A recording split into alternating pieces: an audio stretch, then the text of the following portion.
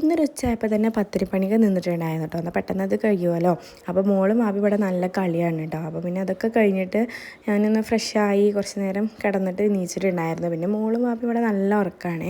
പിന്നെ അടുക്കള ചെന്ന് നോക്കുമ്പോൾ അവിടെ മുട്ടക്കറിക്കുള്ള സെറ്റപ്പൊക്കെ നോക്കുന്നുണ്ടായിരുന്നു കേട്ടോ. തേങ്ങ അരച്ചിട്ട് വെക്കാൻ വിചാരിച്ചു. ചിക്കനൊക്കെ തിന്ന് മടുത്ത് ഗായ്സ്. അങ്ങനെ തേങ്ങയൊക്കെ അവിടെ സെറ്റാക്കി വെച്ചിട്ടുണ്ടായിരുന്നു. പിന്നെ മുട്ടക്കറിയൊക്കെ റെഡി ആയിട്ടുണ്ടായിരുന്നു കേട്ടോ.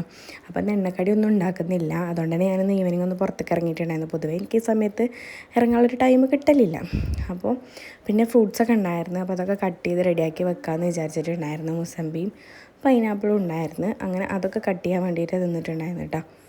അപ്പോൾ പുതുതായിട്ട് ആരെങ്കിലും വീഡിയോ കാണുന്നുണ്ടെന്നുണ്ടെങ്കിൽ സബ്സ്ക്രൈബ് ചെയ്യാതെ ആരെങ്കിലും കാണുന്നുണ്ടെന്നുണ്ടെങ്കിൽ എന്തായാലും സബ്സ്ക്രൈബ് ചെയ്തിട്ട് നമ്മളെ സപ്പോർട്ട് ചെയ്യണം കേട്ടോ. അങ്ങനെ അപ്പോൾ ഇതുവരെയുള്ള നോമ്പിനൊക്കെ വീഡിയോസ് എനിക്ക് ഇടാൻ പറ്റി മാഷാ അല്ലാഹ് അൽഹംദുലില്ലാ. അപ്പോൾ ഇനി അങ്ങോട്ടും ഇടാൻ പറ്റട്ടെ എന്നാണ് എൻ്റെ ഒരു പ്രാർത്ഥനയും ആഗ്രഹവും.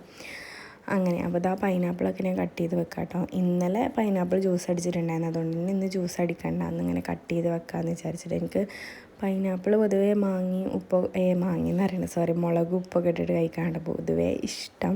പിന്നെ നോമ്പല്ലേ, അങ്ങനെ അതൊക്കെ കട്ട് ചെയ്ത് വെച്ചിട്ടുണ്ടായിരുന്നു. പിന്നെ പത്തിരി മുട്ടക്കറിയൊക്കെ കഴിച്ചിട്ടുണ്ടായിരുന്നു നോമ്പ് പറഞ്ഞിട്ട്. അപ്പോൾ അത് എടുത്തുള്ള അടുത്തോട്ടിട്ടാണെന്നായിരിക്കും ബൈ.